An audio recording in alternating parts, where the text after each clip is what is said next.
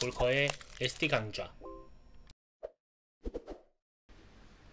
오늘 진짜 많이들 들어오셨으니까 다시 한번 말씀드리겠는데, 이제 오늘 정말 할 내용이 많습니다. 제가 일단은 화면을 좀 바꾸고 얘기해 볼까요? 진짜로 할 얘기가 많아요. 이쪽이구나. 이걸 좀 일로 옮겨야겠네요. 요게 더 보기 좋네요. 네네, 이렇게 하시죠. 이게 이제 15화 S전국전 그 밖의 이야기들을 오늘 준비를 했습니다만, 제가 지난주에 이제 전국전 천하통일편 이제 1, 2부 만들면서 요거 이제 본편에서 안 다뤘던 얘기들도 같이 해보면 재밌겠다라는 생각을 했어요. 그래서 그래, 이참에 아예 전국전은 끝장을 보자, 다 해버리자. 이렇게 스페셜판 코믹에 나온 얘기들도 해보고 이런저런 뒷설정 같은 것도 얘기해서 아예 이 전국전에 대한 이미지를 확 잡고, 그 다음에 깔끔하게 이제 외전 코만도 전기 찍고 이제 신전국전으로 들어가자라고 이제 딱 생각을 했어요. 그래서 그때 지난주 아마 강의를 보면 맨 마지막에 한 4-5가지 정도 이야기를 이제 깔아놨는데, 그래서 저도 한 5가지 정도 하면 되겠지 이러고 했는데, 이걸 만들면서 정리를 해보니까 뭐가 계속 나와요. 와, 진짜 SD.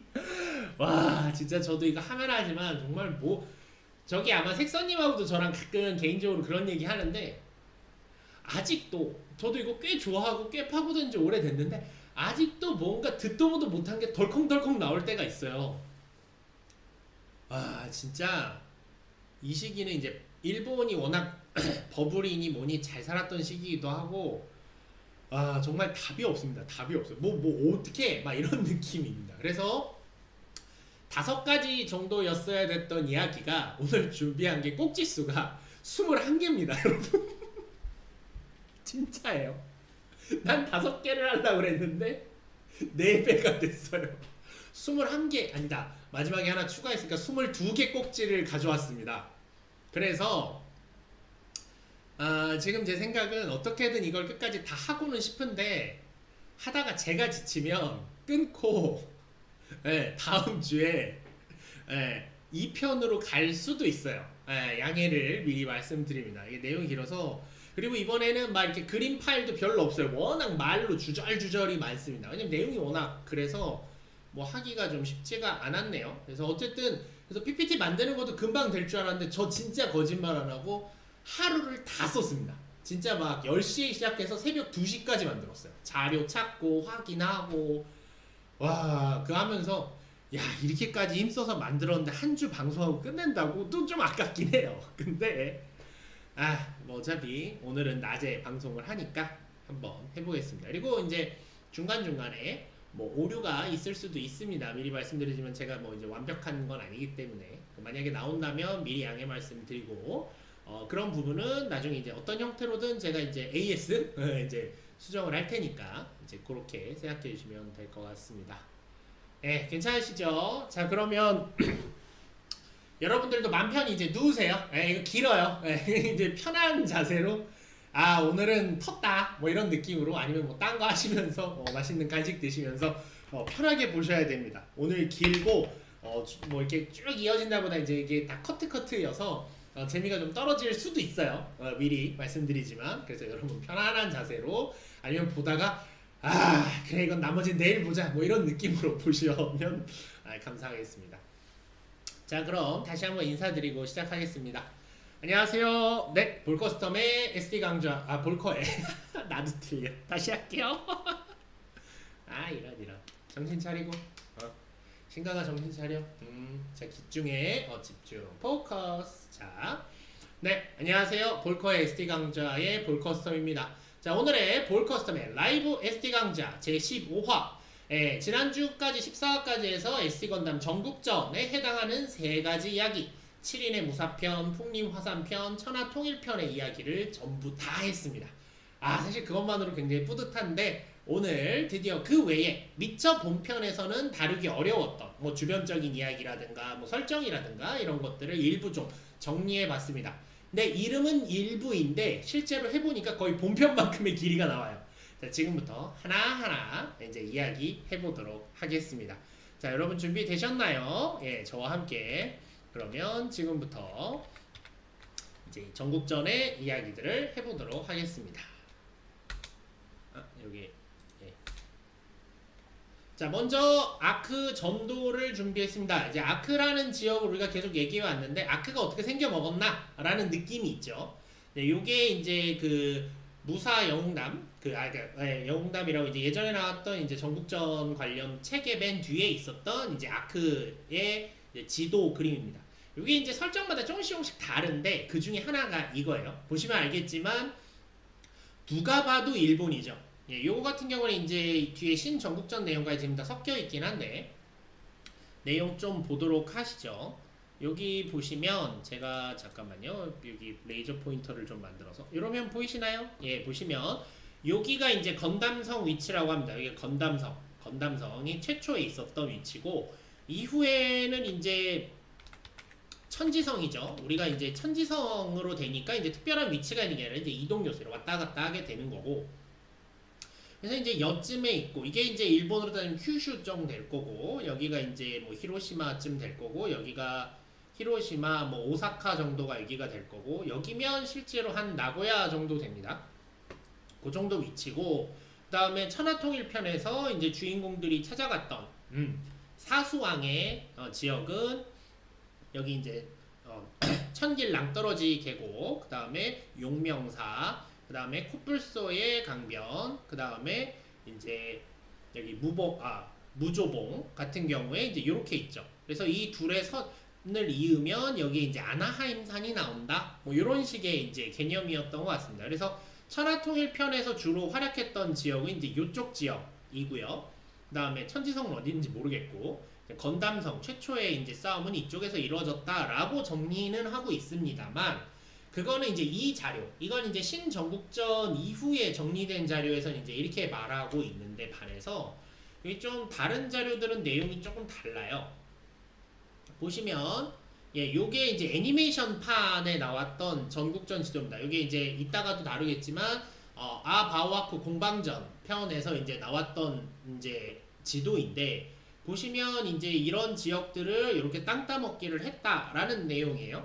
그래서 이 지역의 모양을 잘 보면 여기는 누가 봐도 아까 있던 나고야 지역이 아니라 지금의 도쿄 지역으로 보입니다. 도쿄만 지역으로 보여서 말하자면 에도 근처에서 이렇게 싸움을 한 것처럼 연출이 되고 있죠. 여기가 이제 바오아쿠 지역이고요. 그래서 나중에 천하태평 편에 가면 같은 지도가 이제 바뀌어서 천하를 5개의 나라로 나뉘어서 다스렸다. 그러니까 초대, 2대, 3대, 4대 자쿠토가 나누어 다스렸다 라고 할 때는 이 지도가 이렇게 5개의 지역으로 분할된 것으로 예, 이렇게 말하자면 이제 이쪽이 치바쯤 되고요. 여기가 이제 도쿄 23구랑 사이타마쯤 되고 제가 지금 여기쯤 삽니다. 여러분 여기쯤 살아요. 그리고 이제 이쪽이 이제 여기 카나가와랑 이제 도쿄 서부 지역, 예, 말하자면 이제 뭐 하치오지, 뭐 타마, 뭐 후초 이런 지역이 있고 여기가 이제 후지쯤 될 거고 뭐 이렇게 이제 여기가 이제 이쯤 가면 이제 시즈오카가 되겠죠. 뭐 이렇게 이제 연출이 되고 있는데 그래서 이 두 가지를 현대의 실제 일본 지도랑 비교해서 보면 이런 느낌이 좀 됩니다. 아까 보셨던 건담성의 위치는 이 지도의 모양으로 추적해 볼 때 여기 이제 그 아이치현이 있는 즉 나고야 지역입니다. 이게 근데 이거를 가지고 생각해 보면 최초의 건담성의 컨셉은 이런 느낌인 거죠. 건담성의 느낌은 오다 노부나가가 주로 활약했던 지역을 중심으로 생각을 했던 모양이다 라는 게 이제 제 생각이 됩니다. 왜냐면 이제 여러분이 알고 계시는 이제 나라 교토가 여기에요. 오사카 교토가 여기쯤인데 요 옆에 있는 요 아이치현 같은 경우가 이제 그 오다 노부나가 정전 시대 때 말씀드렸던 오다 노부나가의 이제 본거지가 되는 지역이 바로 여기입니다. 예전에 킨키 지방이라고 그래가지고 이제 여기가 이제 중심 지역이 되는데 그런 느낌으로 이제 이걸 했나보다 라는 느낌이 있죠. 그에 반해서 애니메이션판 같은 경우에는 이제 대장군들의 이야기라는 면에서 도쿠가와 막부를 좀 의식한 게 아닌가 싶어요. 그래서 지금 도쿄만 근처의 지역이 주요 활약 지역인 것처럼 설명하고 있습니다. 실제로 천하통일편에서 가면은 저 에도 지역에서 활약하는 걸로 위에 지도에도 나와 있죠. 그래서 물론 이게 그렇게까지 디테일한 설정을 갖고 했던 게 아니라 이제 나중에 하나하나 위치를 잡아서 여기쯤에서 벌어진 이야기라고 하시면 됩니다 라는 거고, 실제 지금 지도랑 비교해 보시면 알겠지만 이 지도와 이 지도에 아이고 죄송해요 막 넘기고 있네. 이 지도에서 보면 지금 뭐 이렇게 딱히 여기 뭐 스시마는 접이고, 여기 뭐 사스마라든가 이런 가고시마라든가 이런 지역들은 안 나와요. 그러니까 약간 뭔가 좀 일본하고 닮아있지만 또 미묘하게 다른 형태의 공간이다 라는 식으로 이해하셔도 무방하지 않을까 싶습니다. 그래서 이거를 좀 준비해 봤고요. 그래서 여러분이 그래도 이런 식의 이미지를 갖고 보시면 대충 그렇구나 라는 겁니다. 이건 나중에 외전이나 이런 데 가도 마찬가지인데 지도가 다 달라요. 그러니까 말하자면 그렇게까지 디테일한 설정을 잡고 간 거는 아니다 라고 생각하셔도 뭐 무방할 것 같습니다. 괜찮으셨나요? 요게 이제 우리 한번 살펴볼 첫 번째 이야기였고요. 그 다음에는 이제 같은 무사용담의 첫 페이지에 나오는 아크라는 나라가 어떻게 탄생했는가에 대한 이제 탄생 설화, 탄생 전설에 대한 이야기 알려드리려고 합니다. 네. 내용을 읽으면 이렇게 됩니다. 먼 옛날 대지는 마물로 넘쳐나고 백성들은 모두 힘든 나날을 보내고 있었다. 마물들의 위세는 도무지 꺾일 기미가 안 보이고 세계는 완전히 어둠에 뒤덮였다고 그렇게 모두가 생각하던 때에 하늘로부터 한 줄기 빛이 대지에 내려왔다. 그 빛 속에서 용왕천, 준왕천, 화염천, 광산천이라는 4명의 무인이 나타나 각지의 마물을 퇴치해 나가게 되죠. 이로 인해 백성들은 구해졌지만 이들의 마물을 퇴치한 것에 분노한 마왕은, 마물들의 두목이란 뜻입니다. 여기선 마왕은 스스로 나타나서 더욱 강력한 힘으로 세계를 어둠으로 뒤덮었습니다. 그러자 다시 한번 하늘에서 내려온 빛과 함께 거대한 무인, 큰 사람인 거죠. 거대한 무인이 나타나서 이 마왕조차도 이 천재의 사자라고 불리는 거대한 무인에게는 대적하지 못하고 끝내 소멸하게 되었던 것입니다. 그 뒤 사람들은 이 세상을 구해준 천재에게 경애를 표하며 천재를 기리는 궁전을 세웠다고 합니다. 그리고 어느샌가 사람들은 이 나라를 하늘 궁전이 있는 나라, 즉 아크의 나라, 천궁이죠. 아크의 나라라고 부르게 되었다라는 내용입니다. 예, 요 내용은 이제 그 책에 이제 나온 내용을 제가 그대로 이제 요약 번역을 한 거고요. 네, SD 건담 크로니클 SD 전국전 무사영웅담에 나오는 이야기입니다. 사실 이 책 외에는 이 내용이 딱히 확인된 바는 없는데 이제 아크라는 이름은 이렇게 붙었다라는 거죠. 그리고 이걸 통해서 알 수 있는 게 뭐냐면 이제 천재라고 불리는 이제 신이 존재하는 일종의 신 혹은 이제 초월적인 존재가 존재하고 마왕이라고 불렸던 어떤 어둠의 존재가 존재하는 세계관이며, 이 천재가 사실은 이 어둠보다는 조금 더 센 거죠. 그리고 천재가 직접 등장하는 일은 없다. 이게 나중에 나오겠지만 외전하고 달리 전국전은 어떤 이런 신적 존재들이 좀 직접 등장하는 일이 매우 드뭅니다. 잘 안 나와요. 안 나오고 요거를 조금 잠깐 줄여야겠네요. 그러니까 아래쪽이 약간 잘리는구나. 네, 요거 잠깐 조정 좀 할게요. 네, 이게 그렇게 되어 있고, 그래서 이제 이 천재 혹은 이제 우리가 말하는 천재, 뇌재, 지재라고 해서 이제 우리 그 천하통일 편에서 이제 봉황건담, 번개건담, 네오알렉스가 입었던 세 개의 갑옷 있죠. 하늘의 갑옷, 번개의 갑옷, 땅의 갑옷에 해당하는 천재, 뇌재, 지재가 있고 그중 으뜸이 천재이다 라는 설정이 있습니다. 근데 이제 그분들이 직접 등장하는 경우는 잘 없고, 나중에 가더라도 이제 뭐 천계무자라는 형태로 이제 하늘에 이제 사자들이 내려온다든가, 혹은 뭐 이제 하늘에서 어떤 힘이나 어떤 뭐 하늘의 무기 같은 거를 내려주는 형태가 좀 많고, 직접적으로 내려오는 경우는 전국전에서는 좀 보기 어렵습니다. 근데 어떤 의미에서 그게 좀 도교 같은 느낌이 있죠. 도교나 불교의 감각이 좀 섞여 있는 게 아닌가 싶어요. 참고로 나중에 가면 이제 외전 쪽 캐릭터, 외전 아니고 그 얘기도 넣을 걸 그랬나? 그거는 나중에 캐릭터 소개 때 넣으려고 아직은 안 넣는데, 이제 뭐 부동명왕에 해당하는 이제 명왕건담 같은 경우도 이제 등장해서 또 이제 명왕하고 천재 사이엔 어떤 관계냐 뭐 이런 얘기들이 나오긴 하는데 그거는 나중에 캐릭터 편에서 준비하기로 하고 여튼 이런 식으로 돼 있다고 합니다. 근데 보시면 알겠지만 딱 알겠죠? 저 아까 얘기했던 뭐 용왕천, 준왕천, 화영천, 광산천 같은 경우에는 딱 그 사수왕을 가리키는 거고요. 그 다음에 저 거대한 무인이라고 하는 건 말하자면 거대화된 대장군을 의미하는 거죠. 그러니까 나중에 천하통일편에서는 천재, 지재, 뇌재의 힘을 갖춘 자가 모이면 대장군이 각성을 하고 사수왕의 힘을 함께 할 때 진정 악을 물리칠 수 있다라는 걸 이미 전설로서 알려져 있던 것이죠. 근데 하여간 뭐 이제 이런 전설인데 이제 이런 거에서 이제 항상 아쉬운 게 뭐냐면 이제 그래서 그 악은 어디서 왔는데 애가 좀 빠져있죠. 네. 다만 악이 있다고 합니다.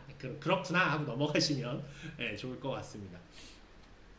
네, 이렇게 해서 이제 아크 탄생 전설에 대해서 좀 봤고요. 네, 다음 이야기로 넘어가 보죠. 다음은 이제 첫 번째 SE 전국전이 첫 번째로 애니메이션화 되었던 첫 번째 작품 아바오아쿠 성의 장입니다.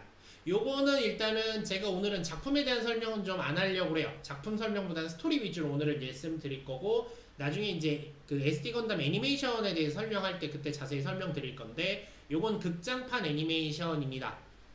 간단히만 설명드리면 기동경찰 패트레이버 더 무비 극장판과 함께 함께 이제 병행 방영 상영했던 즉 이게 앞에 상영되고 이제 했던 SD 건담의 역습 누가 봐도 역습의 샤 같은 느낌이죠.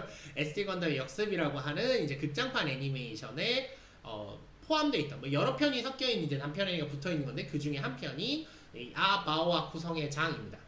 한자 기억하시는 분 계실지 모르겠지만 제가 7일의 무사편에 썼던 아바오아쿠 한자랑 또 조금 달라요. 그래서 애니판은 일종의 그냥 어떻게 보면 패러렐 월드 같은 이제 시간의 순서나 작품 순서도 좀 다르지만 이제 그냥 그래서 한 편에 그냥 단편 애니로 재밌게 보시면 좋은데 뭐 내용 자체는 재밌으니까요. 한번 보실 걸 추천드리고 그 다음에 길이도 좀 상당하고 전투씬이나 액션씬이 꽤 다양하게 있어서 전 굉장히 좋아하는 작품입니다.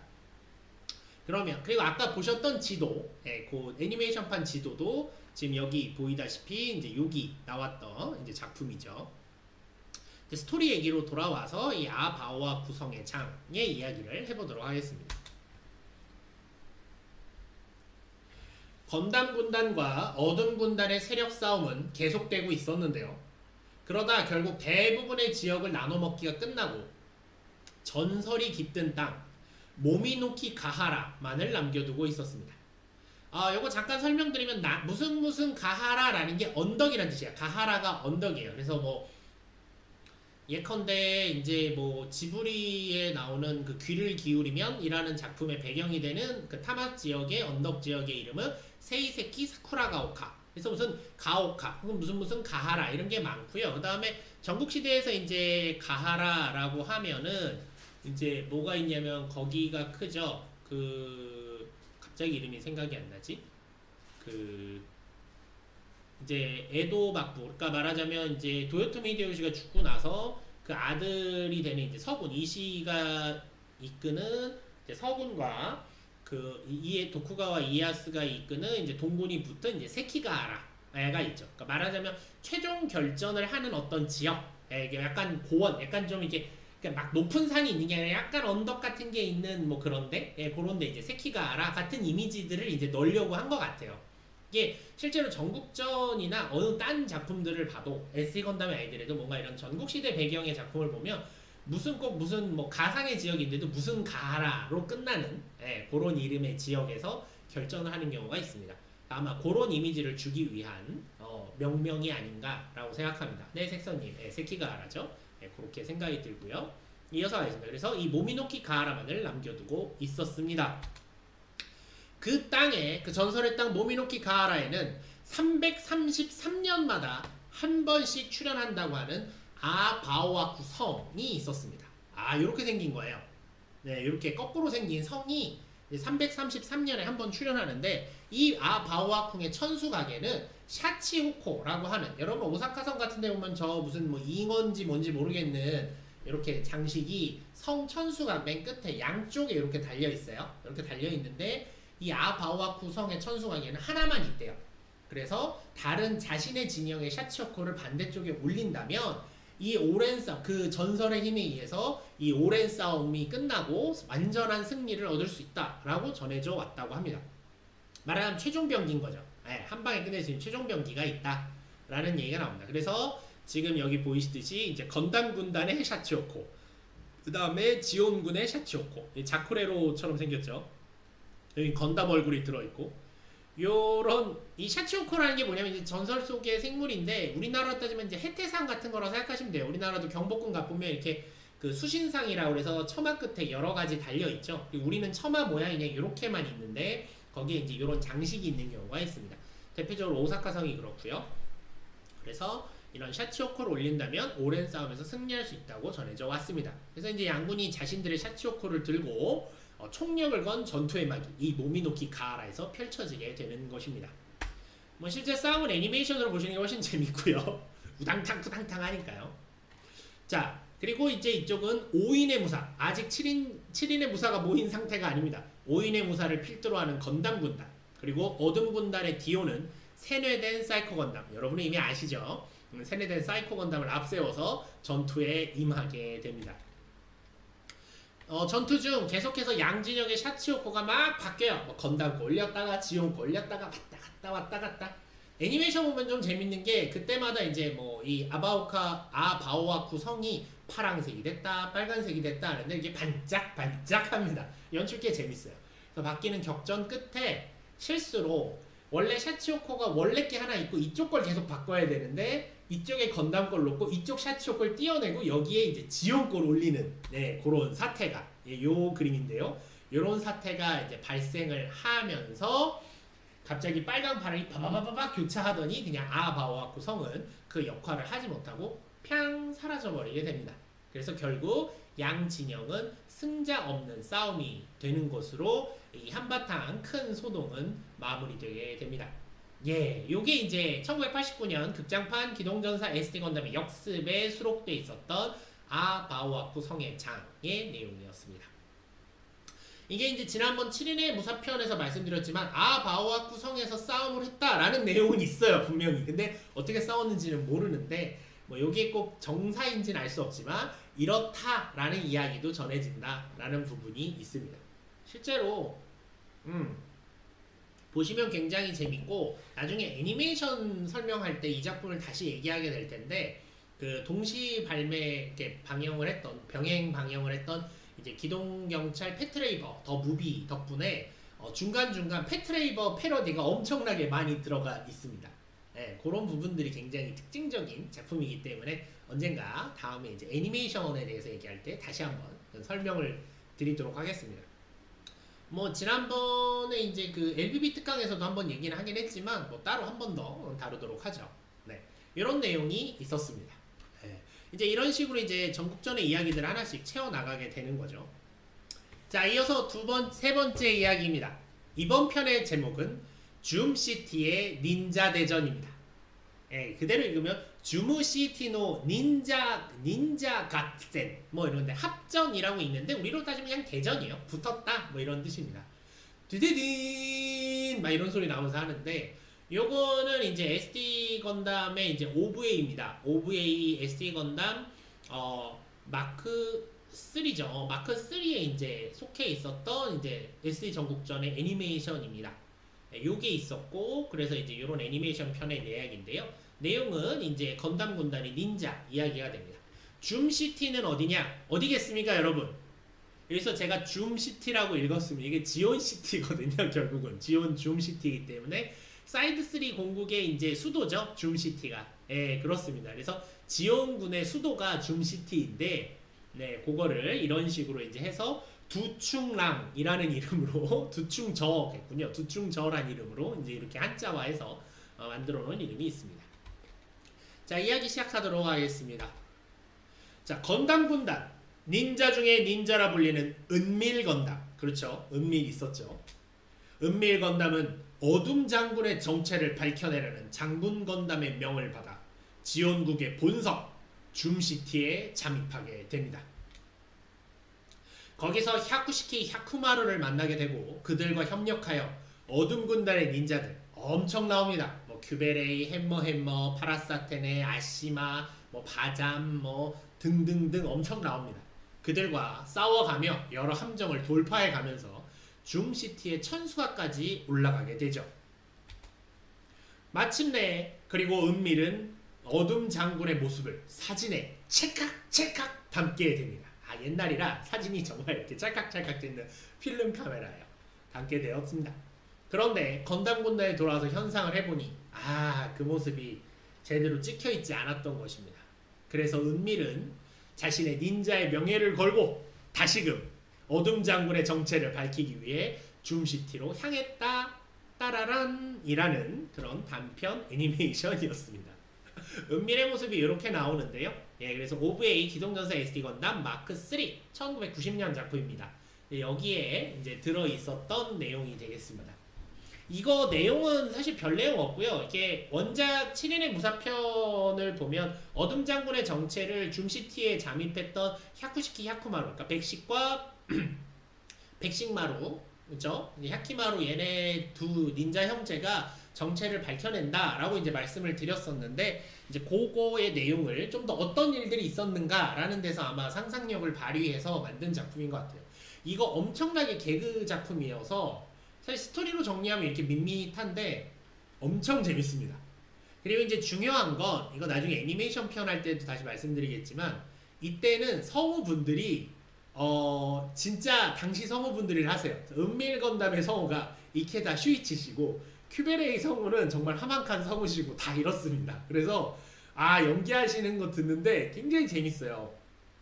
정말 그 샤 목소리로 막 개그 대사 같은 거 치시고 이러는 거 너무 재밌습니다. 최근 이제 이케다 슈이치 씨의 건강이 좀 악화되었다라는 소식이 좀 있죠. 연배가 이제 70을 넘으셨기 때문에 49년생이시거든요. 그래서 분명 물론 이제 연배가 있으시긴 하지만 또 말 나온 김에 말씀드리면 이케다 슈이치 선생님의 이제 쾌유를 기원을 합니다. 기원을 하죠. 이제 진짜 오래됐다는 느낌이 들어요. 후루야 토오루 씨도 이제 환갑이 넘은 지 오래되셨고 지금 65, 6세 정도 되실 거예요. 그 다음에 이제 이케다 슈이치 씨도 그렇고 뭔가 정말 한 세대가 지나가는구나 라는 느낌을 최근에 많이 봤는데 그래도 마지막까지 좋은 모습 뵙고 싶습니다.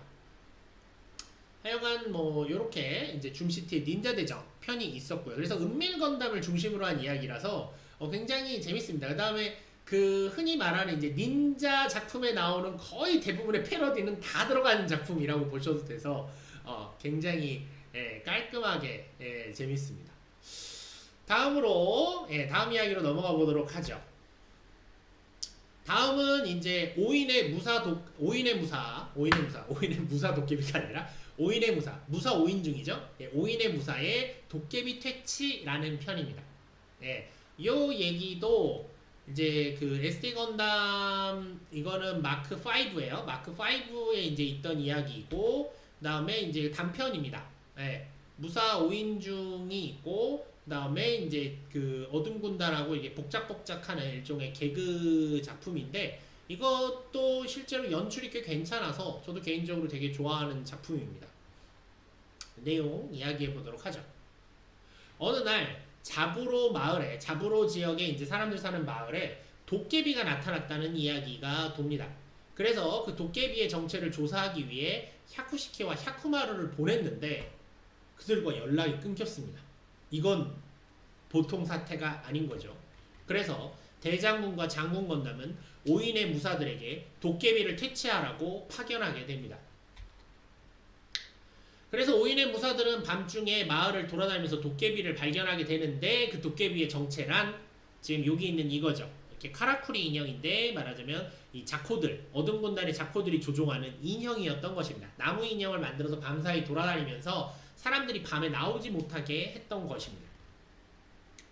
왜 이런 인형을 만들어서 이런 짓을 했는가 하고 봤더니 실은 이 건담 대장군의 보물이 자부로의 뒷산 동굴에 숨겨져 있다는 내용을 이 자쿠 삼형제가 알게 돼서 자쿠 삼형제가 그 보물을 찾는 동안 건담 군단의 눈을 피하기 위해서 이러한 함정, 말하자면 이제 소동을 일으켰던 것입니다. 오인의 무사는 당연히 저 도깨비 인형을 해치우고 이 함정을 돌파하고 이제 진실을 알아서 동굴 안에 숨겨져 있던 대장군의 보물을 가지고 자쿠 삼형제와 막 치고받고 합니다만 마침내 그 보물을 되찾아서 대장군께 가져가야 됩니다. 아, 이런 보물을 노리고 있었던 것입니다. 도깨비는 퇴치했고 대장군의 보물도 저희가 찾아서 이렇게 가져왔사옵니다 하고 멋있게 탁 내려놓습니다. 대장군 왈, 아주 잘했다.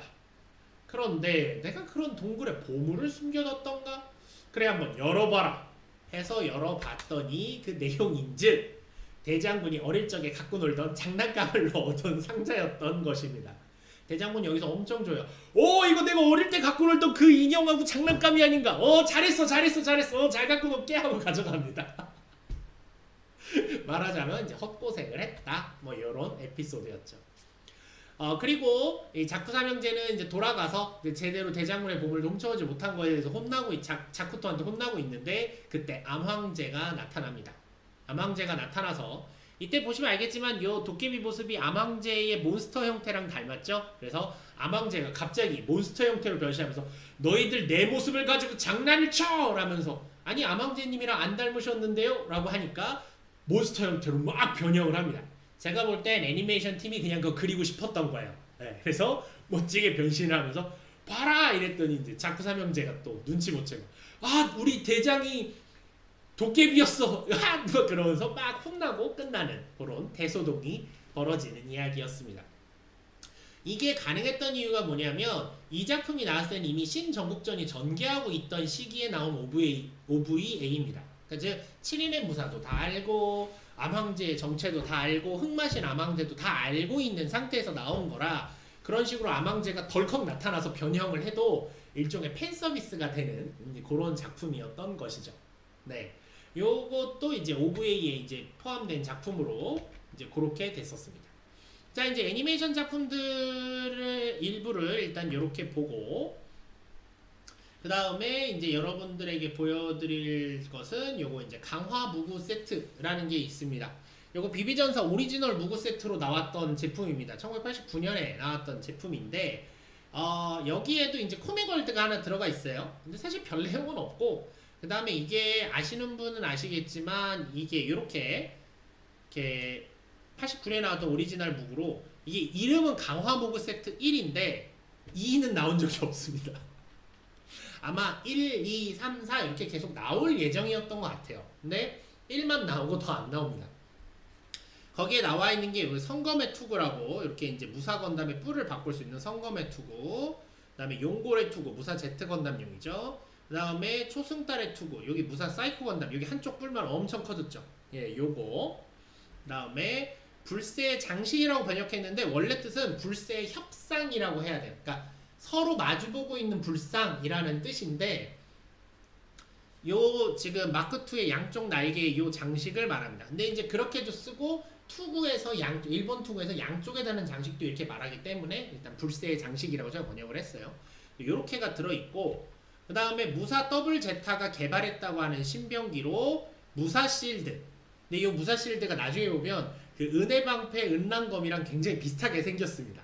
네, 약간 다른데 이 무사 실드와 그 다음에 이 비행 유닛 등에 달아서 날 수 있는데 이 비행 유닛 같은 데는 여기 보시면 여기에 이제 도르래가 있어서 실 같은 거 이렇게 연결해 놓으면 이렇게 쭉쭉 이제 다니면서 갖고 놀 수 있는 그런 제품으로 개발된 제품입니다.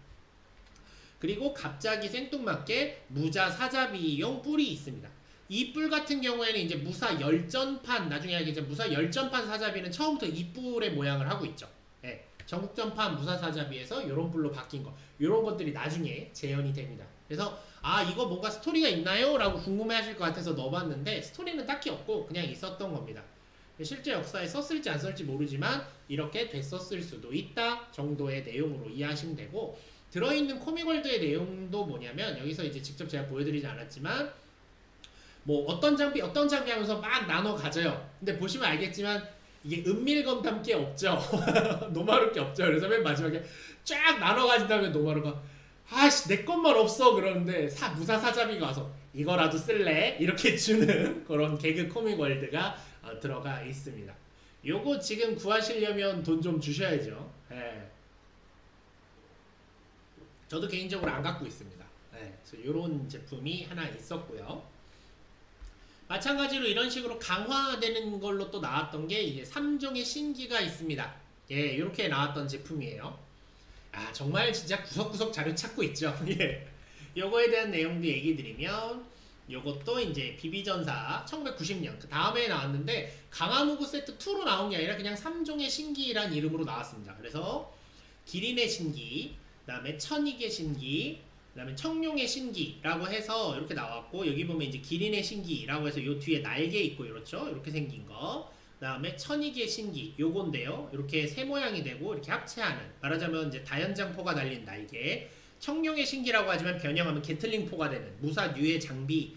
이렇게 이제 세 가지가 비비무장 신기라고 이름이 되어 있죠. 1번, 2번, 3번 이렇게 있는데, 내용을 보시면 이제 만화도 들어있습니다. 코믹월드도 3개가 들어있는데, 제가 지금 대충 넣은 이유가 뭐냐면 그냥 뭐 나와서 이렇게 개그 치는 내용이에요. 다만 이제 좀 유의미한 내용이 있다 그러면 여기서 이제 무사갱하고 어둠군단의 무사갱하고 무사알자자가 서로 부부다라는 것도 이제 설명해주고 있습니다.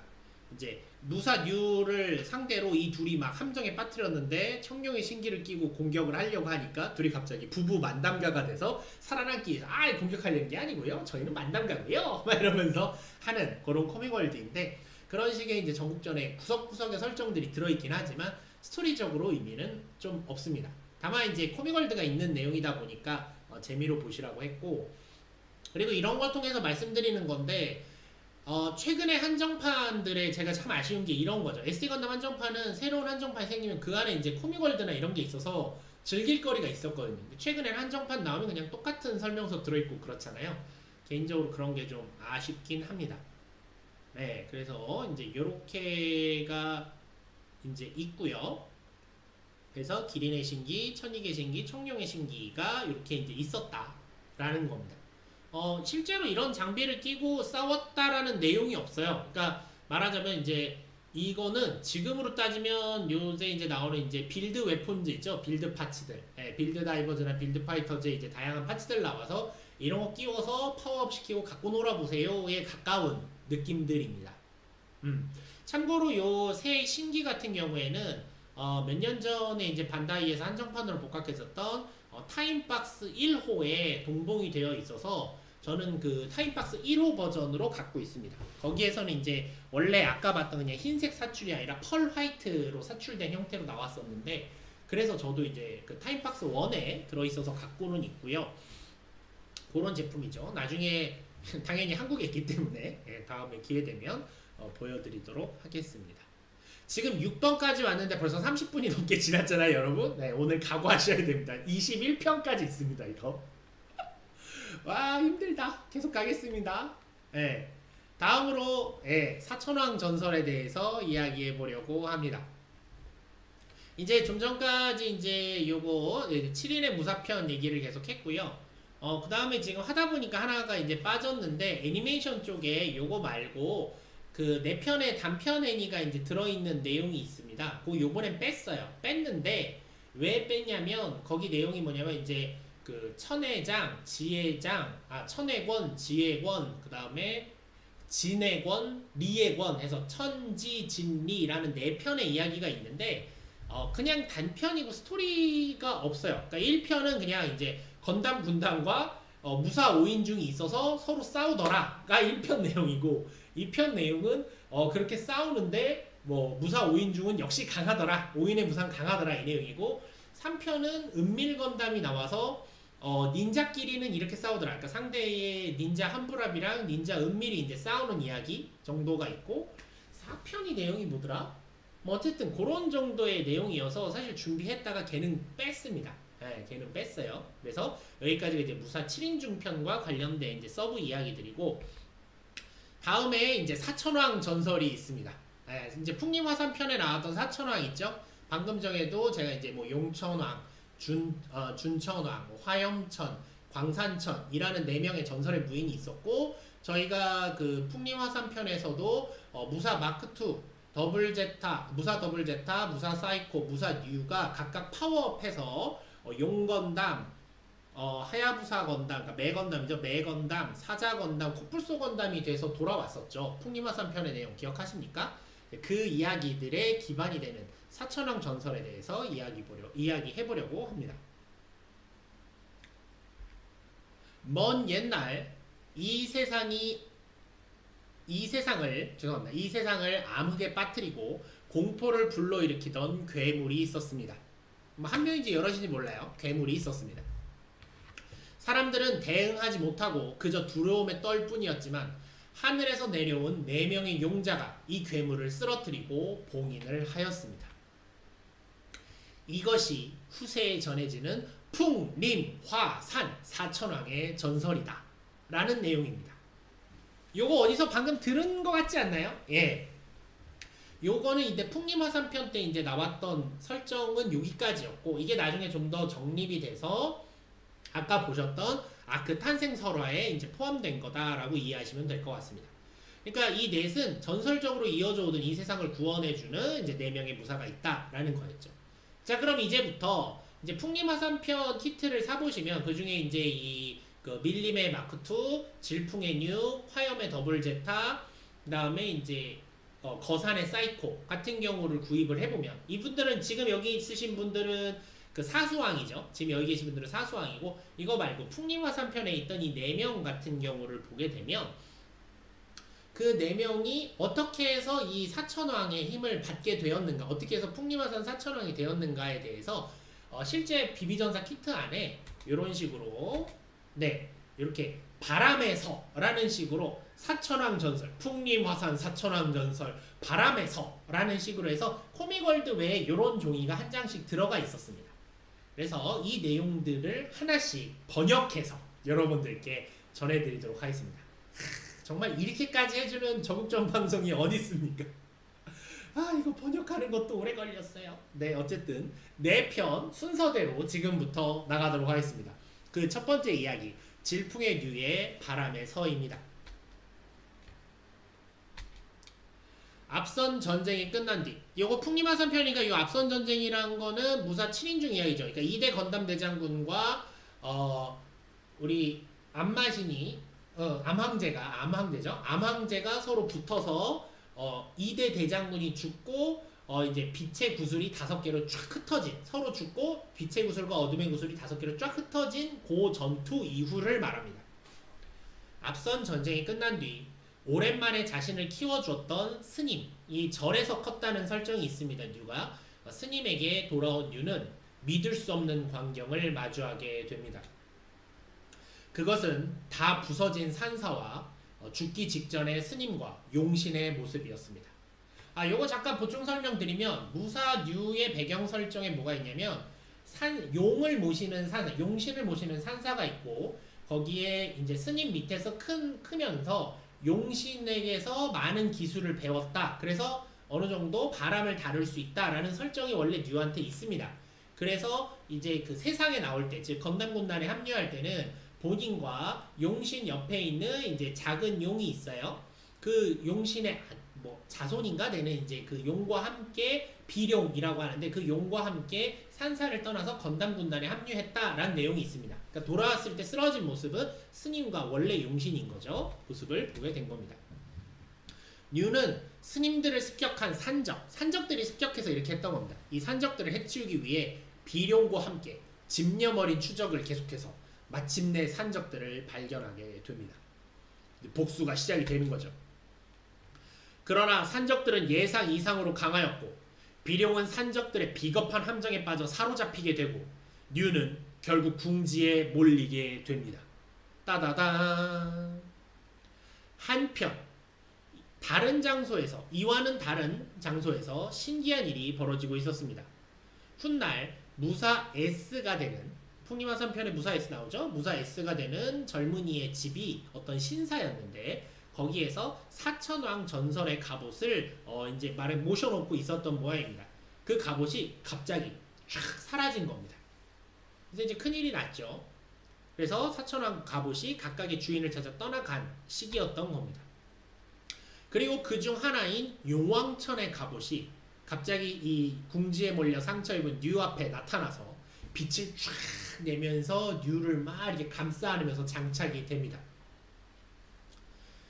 이 용왕천의 갑옷은 바람의 갑옷이라고도 불리는데 이 갑옷을 장착한 뉴에게는 용왕천의 힘이 깃들게 되어 마치 자신의 의지대로 싸우는 것처럼 열풍 카마이타치라는 게 이제 녹새바람이라고 이제 번역이 많이 되는데 말하면 칼날바람이에요. 이게 일본에서 가끔 이제 산골이나 이런데 갑자기 강풍이 확 불 때 바람에 살이 비는, 그러니까 이렇게 피가 나는, 정말 이렇게 바람에 살이 이렇게 싹 베이는 뭐 그런 현상이 있다고 그래요. 그거를 이제 카마이타치라고 부르는데 이제 그런 것들. 뭐 카마이타치는 사실 낫으로 하는 거죠. 그래서 낫으로 벤다가 원래 이제 카마이타치니까 그런 바람을 카마이타치라고도 불러요. 그러니까 바람을 활용한 기술이라는 걸 알 수 있죠. 그래서 열풍 카마이타치, 용권 던지기. 용권이라고 하는 건 이제 우리가 용오름이라고 하는 이제 회오리입니다. 회오리를 이제 한자로 용권, 용이 말아 올라간다라고 쓰죠. 그래서 용권 던지기 등의 기술을 펼치며 산적들을 차례차례로 쓰러뜨리게 됩니다. 산적 중 하나는 그런 뉴의 모습에 겁을 내며 마을로 도망을 가게 됩니다. 그리고 이윽고 그 산적이 자신이 체험한 바람을 조종하는 뉴의 늠름함에 대해서 막 떠들고 다닌 거죠. 야, 이번에, 야, 뉴는 건드리면 안 돼. 야, 막 애들이 막 바람에 날아가고, 야, 나 겨우 살다 왔어. 이렇게 이제 떠들고 다닌 겁니다. 그래서 악인들 사이에 이 뉴의 늠름함이 금세 퍼져나가 악인들은 뉴를 질풍의 뉴라고 부르며 두려워하게 되었다고 합니다. 그 뒤에 뉴는 자신에게 힘을 준 용왕천이죠. 죄송합니다. 요거 오타가 있네요. 용왕천의 인도로 무사 플러스를 만나게 되고 자신이 습득한 기술을 전수하고서는 무사 플러스에게 아라시, 폭풍이라는 칭호를 내리게 됩니다. 네, 그래서 나중에 이제 이 무사 플러스가 질풍의 뉴의 제자로서 이제 등장을 하는 거죠. 이렇게 이제 이어지는 이야기가 이 한 편에 이제 들어 있었습니다. 네네네. 맞습니다. 바오리님 칼바람인 거죠. 네, 그런 내용이고요. 요게 이제 바람에서의 내용이었고, 이어서 이제 마크2, 밀림의 마크2에 해당하는 숲에서의 이야기도 이어서 해보도록 하겠습니다. 계속 이런 식으로 4편이 나오고 있어요. 세상의 평화가 돌아오기 시작하자 역시 7인의 무사편 이후를 얘기하는 겁니다. 마크2는 이글, 여기 앞에 있는 요거 있죠? 얘가 이글이에요. 요 독수리. 이글과 함께 다시 수행의 여행을 떠납니다. 제가 지난번 7인의 무사편 얘기할 때 다들 수행을 떠났다라고 말씀을 드렸죠. 이번 수업의 목적은 단순한 심신 단련뿐만이 아니라 백성들이 사는 마을은 물론 잘 알려지지 않은 산 깊은 곳이나 밀림 안에서도 제대로 평온한 삶이 돌아왔는지를 확인하기 위한 일종의 시찰이기도 했습니다. 그러던 어느 날의 일이었습니다. 건담성에서 매우 먼 동쪽 산 기슭에 있는 넓은 숲. 이거 원문에서는 대수해라고 하는데요. 이거 한국에서는 안 쓰는 표현이라 제가 그냥 넓은 숲이라고 번역을 했습니다.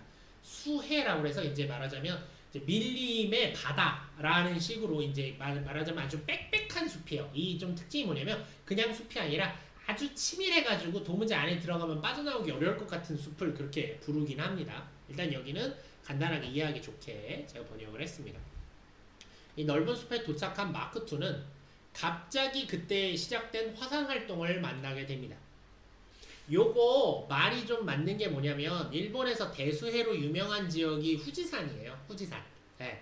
후지산 산 그 기슭에 아주 그 빽빽한 그러니까 밀림이란 말이 우리가 생각하는 아마존 이런 밀림이 아니고 그냥 이제 너무 나무가 빽빽하게 있어서 거기가 이제 아주 삼나무 같은 것들이 아주 빽빽하게 차 있으면 아주 빛도 안 들어오고 뭐 그런 공간이 있습니다. 그래서 이건 좀 이제 방송에서 말하기 좀 조심스럽지만 거기가 이제 좀 일본에서 유명한 좀 이렇게 자살 명소이기도 해요. 한번 들어가면 못 빠져나오고 뭐 그런다고 해서 하여간 거기에 이제 화산도 있고 하니까 아마 이미지적으로 아까 건담성이 정말 나고야 쪽에 있다고 한다면 이게 후지산 정도의 느낌인가 보다 라고 이해하셔도 될 것 같습니다. 그때 화산 활동을 마주하게 되죠. 날아오는 화산탄과 흘러넘치는 용암으로부터 도망쳐서 한숨을 돌리는 찰나 마크2는 숲속에 남겨진 아기새가 살려달라고 막 짹짹짹짹짹 하는 소리를 듣게 됩니다. 그러자 우리의 정의로운 마크2와 이글은 자신의 몸의 위험도 무릅쓰고 다시 불타는 숲으로 그 아기새를 구하기 위해 뛰어드는 것입니다. 그죠? 주인공은 이 정도 힘은 있어야죠. 네, 그래서 마크2와 이글은 자신의 몸이 지글지글 타고 있음에도 불구하고 그 다음에 연기로 가르쳐서 앞이 하나도 보이지 않음에도 그 안을 찾고 찾아서 결국 아기새를 찾아 무사히 구출해내는데 성공합니다. 그리고 안전한 장소까지 도망쳤을 때 갑자기 신기한 일이 일어났습니다. 구해준 아기새가 빛을 발하기 시작하면서 그 형태는 전설의 사천왕의 한 사람이었던 매건담, 즉 준천왕이 사용하였다는 숲의 갑옷으로 변하게 되고 그 다음에 그대로 마크2의 몸에 장착되게 됩니다. 준왕천인지 준천왕인지 좀 헷갈리네요. 죄송합니다. 번역하다 보면 제가 왔다 갔다 했어요. 네. 그래서 이 숲의 갑옷은 놀랄 정도로 가볍고 단단한 갑옷이어서 이전에도 마크2는 이게 그 막 숲속을 자유자재로 넘나드는 기술을 가진 그런 무사였는데 보다 이 자연 속에서 자유롭게 움직일 수 있게 되어 스스로 밀림의 마크2라고 이름을 짓고 그 후 백식개를 만나 샥시키카이죠. 네, 샥시키카이를 만나서 제자로 키우게 되었던 것입니다. 그것이 바로 숲에서의 내용이 되겠습니다. 그러니까 이런 식으로 이제 하나씩 파업을 했다라는 이야기를 이제 전달을 하고 있는 거죠. 계속 구성은 비슷합니다. 다음은 이제 화염의 더블 제타의 불의 서입니다. 네, 불의 서 얘기를 해보도록 하죠. 자, 어둠 군단 간의 싸움에서 건담성이 무너졌죠. 무너진 건담성을 대신해서 새로운 성, 천지성을 더블 제타의 설계로 만들게 되었습니다. 뭐 알다시피 여러분 더블 제타가 천지성을 만들었어요 라는 얘기는 지난번에 다 드렸었죠. 그리고 10년의 기간을 걸쳐 천지성은 마침내 드디어 완성이 되었습니다. 그러나 겉모습은 완성이 되었더라도 이건 진정한 완성은 아니었던 겁니다. 뭐가 부족하냐 했더니 천지성은 기동 요새로 설계가 됐기 때문에 그 동력로에 들어갈 그러니까 불을 제대로 붙이지 않으면 안 되었던 거죠. 이 거대한 성을 계속해서 움직이게 할 수 있는 연료원이 필요했던 것입니다. 더블 제타는 이를 설계하면서부터 그 설계 단계에서부터 이 불을 어떻게 할지에 대한 나름의 계획을 갖고 있었습니다. 그것은 뭐냐 하니 성에서 머나먼 서쪽에 화염산이라고 불리는 산에 존재한다고 하는 영원히 꺼지지 않는 불꽃이 있었던 겁니다. 이거를 손에 넣으면 이 천지성을 영원히 작동시킬 수 있다. 그죠? 준왕천이 맞죠? 네, 그럴 거예요. 네, 용왕천, 준왕천이 맞는 걸로. 그 다음에 이제 화염천, 광산천. 네, 천으로 끝나는 게 맞았던 것 같아요. 네, 감사합니다. 오타들이 좀 있네요. 그런 건 좀 양해 바랍니다. 죄송해요. 저도 막 타자치다가 검토를 안 했어요. 다시 얘기해서 화염산에 영원히 꺼지지 않는 불꽃이 있다. 그래서 그걸 손에 넣으면 이걸 해결할 수 있다라고 생각했다는 것입니다. 여기서는 이제 원문은 화종이라고 불러요. 그러니까 불의 씨앗 같은 건데 지금으로 따지면 근데 영원히 꺼지지 않는 불꽃이면 이제 원자력이죠. 현실에 그런 게 있다고 하면 이제 원자력인데 어쨌든 네, 그런 걸 가지러 갑니다. 환타지에는 항상 있죠. 그리고 그는 성을 출발하여 수개월 뒤에 마침내 화염산에 도착하게 됩니다. 아마 이제 위치적으로 생각해서 먼 서쪽이면 그쪽에 이제 큰 산이면 이제 가고시마 쪽까지 간 게 아닐까 뭐 이렇게 생각을 해보는데요. 마치 하늘로 솟아오르는 거대한 불처럼 이렇게 쫙 높게 솟아올라 있던 화염산을 앞에 두고 더블 제타는 산 중심으로 향하는 외길을 따라 쭉 걸어 들어갔습니다. 그리고 그 외길 끝에는 이 길은 동굴에 이어져 있었고 동굴을 따라 쭉 들어가니 그 안에 거대한 이제 동굴 안에도 이렇게 구멍이 크게 뚫려 있는 데들이 있죠. 이제 굴혈이라고 하는 것들 거기에 이제 도달하게 됩니다. 그 순간 그의 눈앞에 자신보다 2배는 큰 진흙 인형이 나타나서 불꽃을 원한다면 지금 눈앞에 있는 5개의 불꽃 중에 진짜 불꽃을 찾아내라 라고 시련을 줍니다. 더블 제타는 바로 딱 고르는 게 아니라 반나절 동안 거기서 생각을 거듭합니다. 이게 다섯 개의 불을 보면서 무엇이 진짜인지 고민 끝에 그러면서 동시에 지금까지 불을 다뤄왔던 감이 있죠. 이렇게 기술적으로 다양한 기계를 만들어왔던 발명가이자 대장장이기도 했기 때문에 그 불을 다뤄왔던 자신의 감을 믿고 훌륭하게 그 다섯 개의 불 중에서 진짜를 찾아내게 됩니다. 그러자 자기 앞에 있던 진흙 인형은 전설의 사천왕이었던 화염천이 사용했다고 하는 불의 갑옷으로 변하고 그 불의 갑옷을 입은 더블 제타는 화염의 더블 제타로 다시 태어나게 됩니다. 그리고 그 뒤에 화염천의 힘을 얻은 화염의 더블 제타는 돌아오는 여행길에서 무사 S와 만나게 되고 그를 가르치게 된다라는 이야기입니다. 그렇죠? 이런 얘기가 이제 되죠. 이게 이제 더블 제타가 어떻게 화염의 더블 제타가 됐는가에 대한 이야기고요. 이제 마지막으로 거산의 사이코의 산에서가 있습니다. 이 얘기까지 하고 나면 일단 풍림화 3편 이야기는 끝나게 될 것 같아요. 자, 앞선 전쟁에서 이제 세뇌 마스크에 의해 우리 아까 다 아는 얘기죠. 아까 바오하쿠의 장에서도 슬쩍 얘기가 나왔지만 세뇌 마스크에 의해서 일시적이라고는 하지만 건담 군단에 맞서 싸웠던 적이 있던 사이코는 스스로 다시는 그런 일이 벌어지지 않도록 하기 위해 심신을 단련해야겠다라고 생각하고 이를 위한 수행을 떠나게 됩니다. 그렇지만 수행과는 별도로 사이코가 이 여행을 떠난 데에는 또 다른 이유가 있었습니다. 바로 그의 동생 사이코 마크2를 찾는 것이었죠. 사이코 마크2와는 헤어진 지가 오래되었습니다. 그렇지만 사이코는 자신이 세뇌 마스크를 쓰고서 어둠 군단에 속해 있었을 때 사이코 마크2의 모습을 봤던 것만 같은 세뇌 중이었기 때문에 정확하지 않은 이 흐릿한 기억이 남아 있었습니다. 그래서 이때 사이코는 그 내가 갖고 있는 흐릿한 기억이 망상인지 진짜인지 확인하기 위해서 자신의 수행지를 지온국으로 삼고 지온국 안에 여러 장소를 돌며 정보를 모음과 동시에 수행을 하는 여행을 계속했습니다. 어느 날 사이코가 왠지 이상한 기운이 가득한 협곡을 걷고 있을 때 뒤에서 살기를 내뿜는 거대한 무사가 그를 습격했습니다.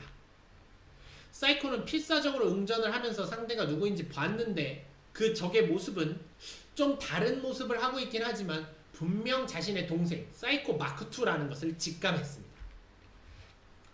동생아, 이미 몸도 마음도 악에 팔아버린 것인가? 라며 일가를 질러보지만 거대 무사는 대꾸도 하지 않고 계속해서 사이코에게 공격을 퍼부을 뿐이었습니다. 이에 사이코는 마음을 다잡게 됩니다. 자신의 동생이 자신과 같은 실수를 반복하지 않길 바라며 어쩔 수 없지. 적어도 이 형의 손으로 목숨을 끊어주마! 라고 하며 사이코 마크2와의 싸움에 뛰어들게 됩니다. 그리고 사이코는 목숨을 끊겠다는 생각으로 자신의 필살기 용포, 바주카 있죠? 용포의 방아쇠를 탁 당기게 됩니다. 그러나 그 순간 바주카에 맞았어야 될 용포에 맞았어야 될 무사의 모습은 온데간데 없이 사라지고 그 뒤에 있던 암석에 바주카가 쾅 하고 명중을 하게 되는 거죠. 그 충격에 두 개로 갈라진 암석 안에서 전설의 사천왕 광산천의 갑옷이 나타나 사이코를 감싸며 우리 무사 사이코를 거산의 사이코로 다시 태어나게 했던 것입니다. 사이코는 고민하게 됩니다. 지금 내가 겪은 일이 모두 꿈인가? 아니지. 지금 내가 입고 있는 이 갑옷은 환상이 아니야. 난 거산의 사이코가 되었어. 라는 걸 확실했기 때문에 사이코는 이렇게 생각하게 됩니다. 이는 앞으로 내가 암흑군단에 속한 동생과 만나 싸우게 될 거라는 신의 경고이고 또 한편으로는 아직 사이코 마크2가 죽지 않고 살아있다는 것을 그러니까 자신이 죽이지 않은 거죠. 자신이 지금 죽일 생각으로 쐈지만 죽이지 않았구나 라는 것에 안심하게 되었던 것입니다. 이제 풍림화 3편의 내용을 생각해 보면 나중에 천지성과 함께 이제 그 지온성 그러니까 줌시티 앞에 모였을 때 이제 사이코 마크2의 공격을 막아내면서 등장한 것이 바로 거산의 사이코였죠. 바로 이렇기 때문에 자신의 동생을 바로 알아보고 이미 이때 각오를 굳혔기 때문에 너는 내가 해치워주마 라면서 나타났던 것이라 할 수 있습니다.